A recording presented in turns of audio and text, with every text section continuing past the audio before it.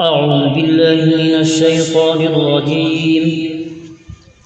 بسم الله الرحمن الرحيم. ألف لام ميم را، تلك آيات الكتاب والذي أنزل إليك من ربك الحق ولكن أكثر الناس لا يؤمنون. الله الذي رفع السماوات بغير عمد ترونها ثم استوى على العرش وسخر الشمس والقمر كل يجري لأجل مسمى يدبر الأمر يفصل الآيات لعلكم بلقاء ربكم توقنون. وهو الذي مد الأرض وجعل فيها رواسي وأنهارا ومن كل الثمرات جعل فيها زوجين اثنين يغشي الليل النهار إن في ذلك لآيات لقوم يتفكرون. وفي الأرض قطع متجاورات وجنات من أعناب وزرع ونخيل صنوان وغير صنوان يسقى بماء واحد ونفضل بعضها على بعض في الأكل إن في ذلك لآيات لقوم يعقلون. وإن تعجب فعجب قولهم أئذا كنا ترابا أئنا لفي خلق جديد أولئك الذين كفروا بربهم وأولئك الأغلال في أعناقهم وأولئك أصحاب النار هم فيها خالدون.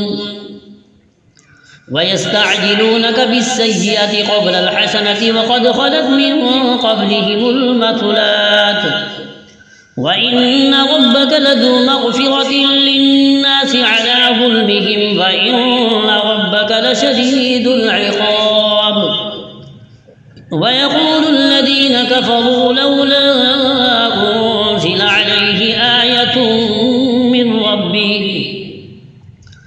إنما أنت منذر ولكل قوم هاد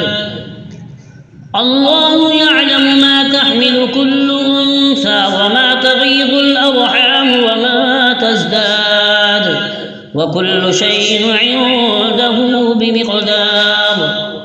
عالم الغيب والشهادة الكبير المتعال سواء منكم من أسر القول ومن جهر به ومن هو مستخف بالليل وسارب بالنهار له معقبات من بين يديه ومن خلفه يحفظونه من أمر الله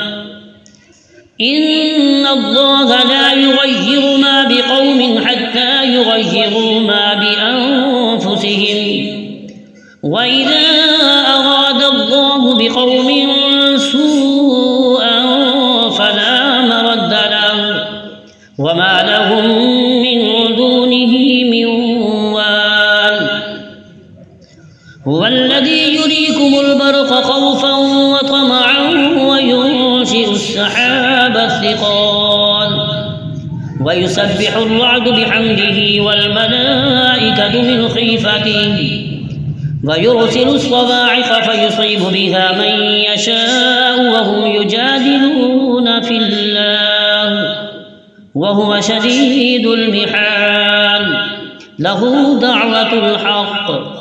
والذين يدعون من دونه لا يستجيبون لهم بشيء إلا كباسط كفيه إلى الماء ليبلغ فاه وما هو ببالغه وما دعاء الكافرين إلا في ضلال. ولله يسجد من في السماوات والأرض طوعا وكرها وظلالهم بالغدو والآصال قل من رب السماوات والأرض قل الله قل أفاتخذتم من دونه أولياء لا يملكون لأنفسهم نفعا ولا ضرا قل هل يستوي الأعمى والبصير أم هل تستوي الظلمات والنور أم جعلوا لله شركاء خلقوا كخلقه فتشابه الخلق عليهم قل الله خالق كل شيء وهو الواحد القهار أنزل من السماء ماء فسالت أودية بقدرها فاحتمل السيل زبدا رابيا ومما يوقدون عليه في النار ابتغاء حلية أو متاع زبد مثله كذلك يضرب الله الحق والباطل فأما الزبد فيذهب جفاء وأما ما ينفع الناس فيمكث في الأرض كذلك يضرب الله الأمثال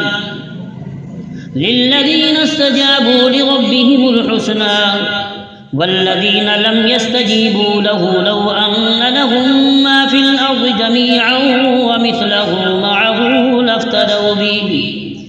أولئك لهم سوء الحساب ومأواهم جهنم وبئس المهاد أفمن يعلم أنما أنزل إليك من ربك الحق كمن هو أعمى إنما يتذكر أولو الألباب الذين يوفون بعهد الله ولا ينقضون الميثاق والذين يصلون ما أمر الله به أن يوصل ويخشون ربهم ويخافون سوء الحساب والذين صبروا ابتغاء وجه ربهم وأقاموا الصلاة وأنفقوا مما رزقناهم